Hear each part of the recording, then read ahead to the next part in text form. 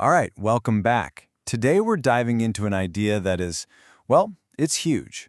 It might totally flip how you think about everything, from the stars way up there to, get this, the very thoughts inside your own head. We're going to explore a pretty radical concept. What if life isn't just, biological? What if it's a basic, fundamental process of the whole universe? Okay, so right out of the gate, let's just hit the main challenge here.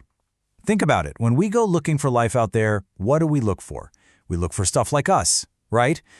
But what if that's just totally the wrong way to go about it? What if the universe is just teeming with life and we've been completely blind to it? I mean, could a star burning billions of miles away, actually be alive in a real fundamental sense? So this whole debate really comes down to a simple comparison. On one side, you've got the definition we all got in biology class. Life needs carbon, it needs water, it needs cells, a very specific little checklist. But on the other side, this idea of universal life, it throws that checklist out. It suggests a much, much broader set of rules. All you really need is energy, order, and complexity. So to really wrap our heads around this, we have to kind of shift our whole framework. We need to stop thinking about the stuff life is made of and start focusing on what life does. It's a big jump, really. We're moving away from biology and looking at this through the lens of physics. And here it is, the core principle, boiled right down. From this new angle, life isn't about what you're made of. It's about what you do. Life is basically any system, anywhere, that can grab some energy and use it to create a little pocket of order in the middle of all the chaos. It's something that fights back. Okay, let's dive into this. To get how this works, we absolutely have to talk about one of the most fundamental laws in the entire universe, and that's entropy. Now, I know that word sounds kind of heavy, a little intimidating, but trust me, the basic idea is something you already get. Just think about your bedroom. Seriously, when it's all clean and tidy, that's a state of low entropy. It's ordered. But what happens if you just leave it? You don't even have to do anything. It just gets messy, right? Clothes end up on the floor, dust bunnies appear. That's entropy in action. It's the universe's natural, unstoppable slide towards messiness. So here's the big question. If the entire universe is constantly getting messier, how on earth does life create order? Well, here's the brilliant part. It's a trick. Life doesn't actually break the rule of entropy, it exploits it. Think about you. You eat an apple. That's high-quality, organized energy. You use that energy to build and maintain your body, this little island of amazing order. But in doing that, you release a bunch of low-quality, disorganized energy, mostly heat, out into the world. So you're creating your own tidy little corner by actually making the rest of the universe messier, and you're doing it faster than it would have happened on its own. It's amazing. You're fighting chaos right here by speeding it up out there. Yeah, you can really think of all living things, including us, as these incredibly sophisticated entropy-fighting machines. We're not defying the laws of physics at all. In a way, we're the ultimate expression of those laws.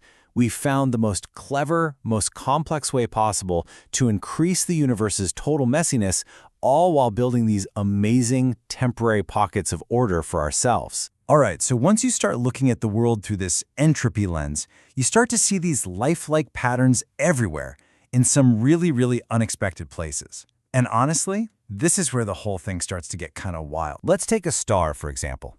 We usually just think of it as a giant ball of hot gas, right? But with our new lens, a star looks like it has a kind of metabolism. It's taking in this super-organized fuel, hydrogen, and through fusion, it maintains its own complex structure.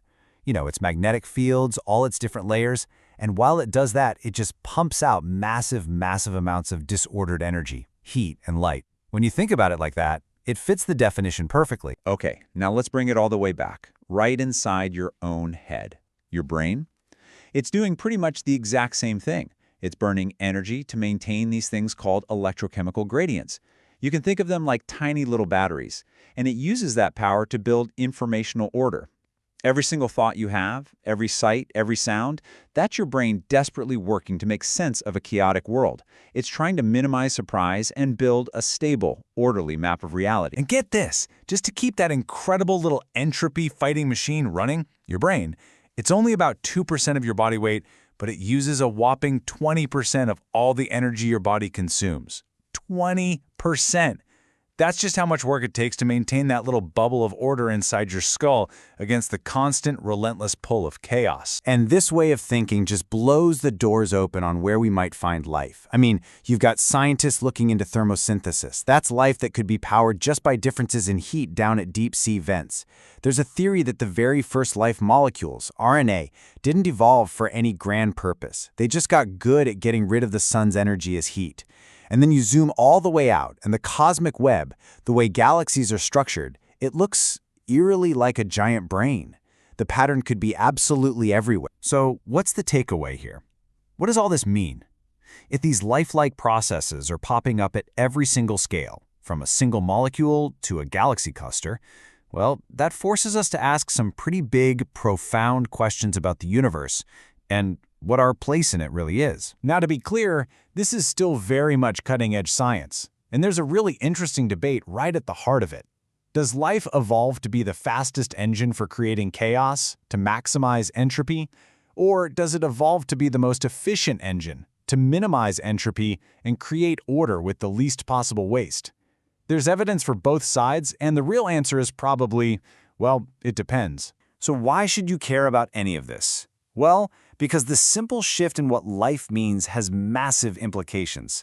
For one, when we're searching for aliens, maybe we should stop looking just for water and start looking for massive energy gradients. For AI, this could literally be the blueprint for building technology that can organize itself. And for us, well, it changes everything. It suggests we aren't some weird fluke in a cold, dead universe. It means we are a fundamental expression of a cosmos that is hardwired to build complexity. And that leaves us with one last, truly mind-bending thought to chew on. If life is a fundamental process of the universe, and we are an unbelievably complex result of that process, then what does that make us? Maybe our consciousness, our ability to even ask these questions. Maybe that's not something separate from the universe. Maybe we are the universe, finally becoming aware of itself.